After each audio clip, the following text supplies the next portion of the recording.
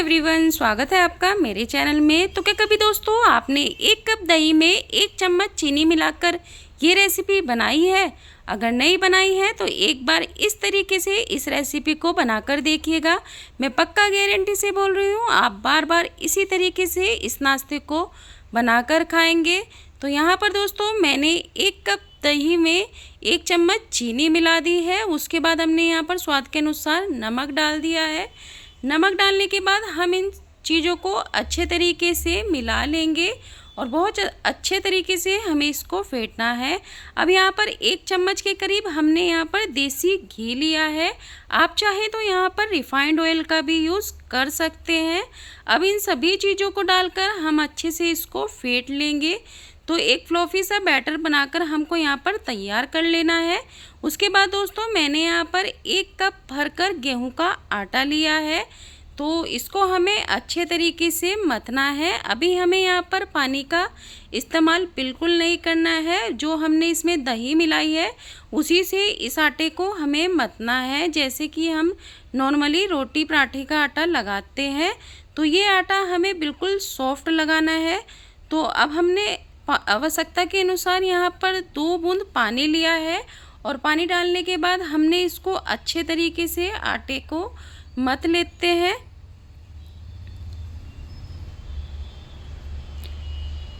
तो ये देखिए आटा हमारा अच्छे तरीके से सॉफ्ट हो चुका है।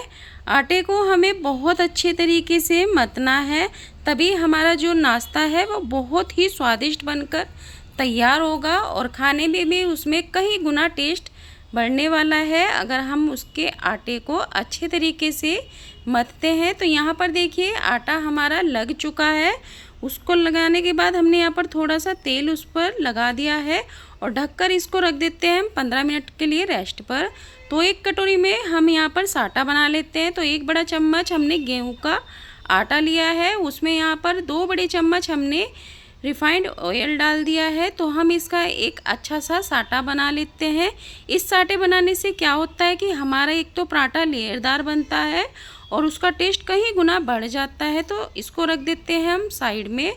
अब देख लेते हैं हम अपने आटे को। तो 15 मिनट हो चुके हैं दोस्तों। तो ये देखिए आटा भी हमारा अच्छे से सॉफ्ट हो चुका है।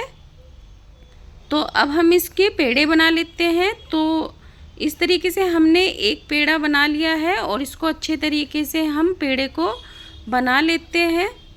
तो ये देखिए इसी तरीके से हम सारे आटे के पेड़े बना लेंगे और बनाकर हमने यहाँ पर इन पेड़े को तैयार कर लिया है। लगभग यहाँ पर मेरे 6 पराठे बनकर पेड़े तैयार हुए हैं। उसके बाद हमने एक चकला ले लिया है, उस पर हम यहाँ पर ये अपना पराठा बेल लेते हैं।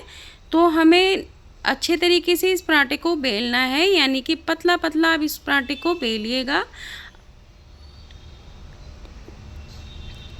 तो अब देखिए दोस्तों जो हमने यहाँ पर साटा बनाया था उसको हम इस पर लगा देते हैं।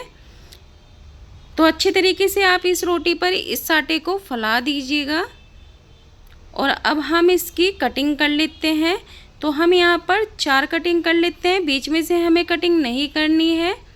और जिस तरीके से आपको रेसिपी में दिखाया जा रहा है उसी तरीके से आप भी इसकी कटिंग कीजिएगा।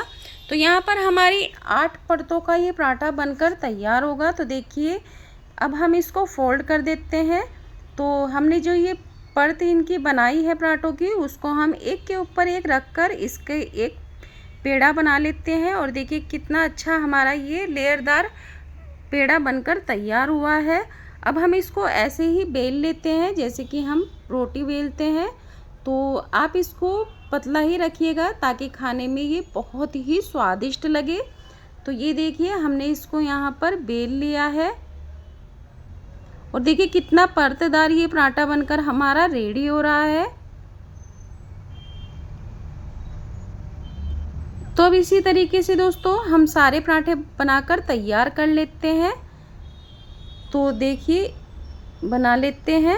अब मैं आपको दूसरा भी इसी तरीके से बनाकर दिखाऊंगी दोस्तों, जैसे कि मैंने आपको पहला पराठा बनाकर दिखाया है। अगर आपको नहीं समझ आया है तो मैं दूसरा भी आपको बनाकर दिखा रही हूँ। इसी तरीके से इसकी भी एक पतली सी रोटी बेल लीजिएगा, उसी पर इसी तरीके से साटे को लगा दीजिएगा और उसी तरीके से कटिंग कर दीजिएगा। और ये जो हमने इसकी परतें बनाई हैं, एक के ऊपर एक रख कर इसकी लेयर बना दीजिएगा, ताकि पराठे में बहुत लेयरदार पराठा हमारा बनकर रेडी हो। और इसको भी इसी तरीके से बेल लीजिएगा। तो देखिए यहाँ पर हमारे सारे पराठे बनकर तैयार हो चुके हैं। हमने इनको अच्छे तरीके से बेल लिया है, ना ही ज़्यादा पतला है और ना ही ज़्यादा मोटा है, बिल्कुल एकदम परफेक्ट बने हैं ये। अब रख लेते हैं गैस पर एक तवा। तो तवे को मैंने अच्छे से गरम कर लिया है। उसके बाद हमने जो ये इसको पलट देते हैं।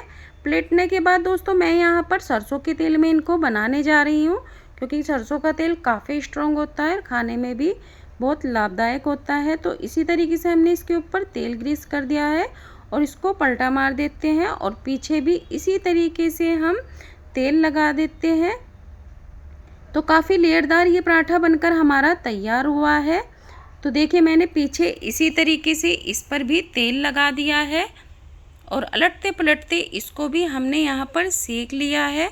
तो देखिए मीडियम टू लो फ्लेम पर आप अपने इस पराठे को सेक लीजिएगा। बहुत ही स्वादिष्ट ये पराठा बनकर तैयार हो चुका है। तो देखिए कहीं से भी हम इसे कच्चा नहीं रहने देंगे, यानी कि हम चारों तरफ से इसमें आंच लगाएंगे और बहुत ही अच्छा ये बनकर तैयार भी हो चुका है। एकदम खस्ता कुरकुरा लेयरदार पराठा बनकर हमारा ये रेडी हो चुका है। तो हम इसको निकाल लेते हैं एक अलग प्लेट में। तो देखिए कितना परतदार ये हमारा पराठा बनकर रेडी हो चुका है। अब उसी तरीके से हम सेम पराठा सेक लेते हैं, जैसे कि हमने अपने पहले वाले पराठे को बनाया है। इसी तरीके से सभी पराठों को सेक लीजिएगा।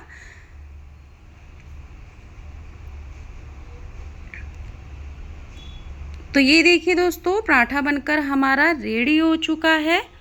तो अब मैं आपको इसको सर्व कर दिखाती हूँ। तो मैंने इसे दाल के साथ सर्व किया है। तो ये देखिए खस्ता कुरकुरा एकदम दही वाला पराठा बनकर हमारा रेडी हो चुका है।